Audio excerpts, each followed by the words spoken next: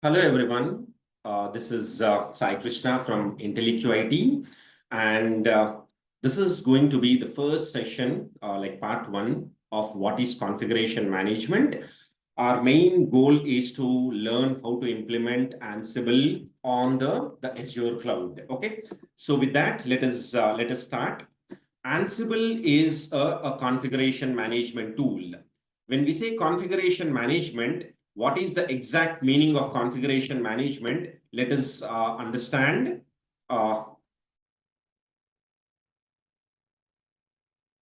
So please say this. I'll give you a very simple example.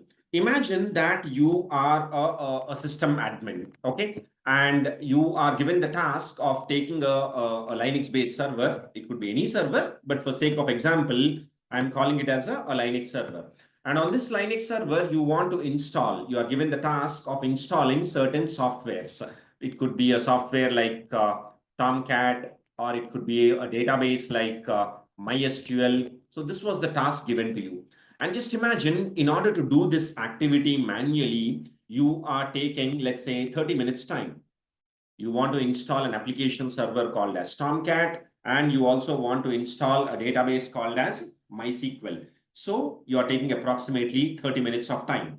Now, the same task, if you are asked to do on, let's say, 10 servers or 100 servers, or let's say 1,000 servers. Now, don't think this is an exaggeration. Working on thousands of servers, it's a common thing. When you are working on data centers, obviously, your applications would be deployed on thousands of servers. So let's say on 1,000 servers, I need to install Tomcat and a database called as MySQL. You can imagine how much time it will take. Or you can say that you require huge number of system admins to handle this kind of activity. And this is where this concept called as configuration management comes into picture. Okay, configuration management is mainly the ability to sit on one server and perform configuration activities on n number of remote machines. For example, let's say this is your data center where there are hundreds of servers. Okay, just imagine these are your hundreds of servers, and with the help of a configuration management tool, in our example, that configuration management tool is Ansible. So what this Ansible does is it behaves like a robot. Sitting on one server, you will be able to perform activities. Going with the same example that I was talking about. My requirement is to install Tomcat and a database called as MySQL. Not on one server, but like this, I want to do it on multiple servers. Ansible behaves like a robot. Configuration management tools. Ansible is a configuration management tool. So these configuration management tools, they behave like a robot, and whatever activity you can do on one server, your Ansible can automate that activity. It can perform that activity on any number of machines. And these servers could be distributed in geographically different locations. It doesn't matter. So that is the basic definition of configuration management. It could be any activity, any kind of system administration that you can generally perform on one server. Your configuration management tool like Ansible can replicate that. It can perform that activity on multiple servers. Okay. Now, based on this simple explanation that I have given, I'm sure most of you might have understood that with the help of configuration management tools like Ansible, the first advantage that we have is resource saving, right? What do I mean when I say resource saving? Money is getting saved, right?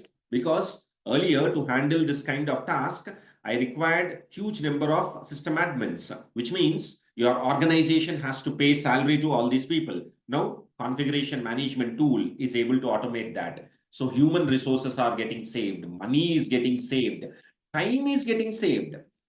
Something that you'd require huge amounts of time when you are working on such large number of servers, your configuration management tool like Ansible is automating that. So time is getting saved, human effort is getting saved, money is getting saved. So the main advantage of configuration management is automating all the day-to-day activities that are generally performed by system admins. It could be a Linux admin or a Windows admin, doesn't matter. When your organization is having certain servers, and on those servers, your company wants certain softwares to be installed, maybe some firewalls have to be installed, it could be some databases or some application servers, whatever it is, configuration management tools like Ansible can automate that. Okay, that's the first advantage. You know what is the second advantage? With the help of configuration management, whatever activities we are doing, obviously they become reusable. Why we are saying reusable? Let's say via Ansible, I could design an Ansible playbook. I'll tell you what is a playbook, but let's say I design an Ansible playbook, and via that playbook, using that playbook, I can use that playbook for configuring, let's say, a Tomcat on 10 servers. Tomorrow, I can use the same Ansible playbook and I can reuse it on another set of servers. So reusability, one time you design these configurations using Ansible and your team can reuse it. Okay. Now, the third advantage is when you are generally performing automation, I mean, something which you are doing manually, we generally believe that if you perform the same activity again and again, it is prone to errors. As a human, I mean, I might be perfect in certain things, but if I repeat the same thing again and again, due to lack of energy or due to lack of enthusiasm or time, there is a possibility that once in a while, as humans, we make mistakes. Whereas automation tools generally don't do that. So that possibility of human errors, all those things will be greatly reduced. And the most important of advantage with these configuration management tools like Ansible is they support something called as idempotent. They are idempotent, or they have this feature which is called as idempotency. Now, what is idempotency? When we say idempotency, with the help of Ansible, what are we trying to do? We are trying to configure certain activities. It could be installations, uninstallations, creation of users, setting up of databases, something we are trying to do on the remote servers. Now, whatever we are doing on the remote servers, your configuration management tools, I mean, via the configuration management tool, what you are trying to do, we generally call that as the desired state. Okay. And when this desired state is already present on those servers, your configuration management tools will not disturb those machines. This is what we call as idempotency. See, let's take it like this. Imagine this is my configuration management tool, which in our case is Ansible, and these are your servers. Now, the task that you are giving to your Ansible is to set up Tomcat on all these servers. But already Tomcat is set up on these servers. But you're simply blindly telling your Ansible, you just go and install Tomcat everywhere. Now, what Ansible does is it sees that on this set of servers, already the desired state is there. What is the desired state? In this example, desired state is to have Tomcat already installed. So when Ansible sees that certain servers are already in the desired state, it will not do any activity on that server. This is what we call as idempotency. Whereas on this other set of servers, when your Ansible notices that Tomcat is not available, it will try to perform a fresh installation. So when the desired configurations are already present on the remote servers, your Ansible will not make any changes on that server. And this is what we generally call as idempotency. Okay. So in the coming few videos, what we are going to do is we are going to understand how we can implement this Ansible on a specific cloud called as Azure. Now, though I am teaching this on the Azure cloud, most of these concepts you can implement either on the AWS cloud or on the Google cloud, anywhere. It doesn't matter, because Ansible is a third-party configuration management tool. It can be used on any cloud, provided you just have the necessary servers. Okay, I think everyone understood what is the basic definition of configuration management. I mean, what is the purpose of using Ansible? What are the advantages of using Ansible? Now, before we go into the actual part of how to install Ansible and all those things, what we will do is we'll just try to understand we'll just try to have some basic understanding of the common terminology that is used in Ansible. We install Ansible on one server, and that one server where Ansible is installed is called as the controller. So you install Ansible. I'll show you what are what is the step-by-step process of installing Ansible, but just understand the terminology for now. Ansible we will install on one server, which is known as the controller. Whatever remote servers you are trying to configure with the help of Ansible, let's say I have 3 servers, server 1, server 2, and server 3. All these remote servers, we generally call them as managed nodes, or you can also call them as managed hosts.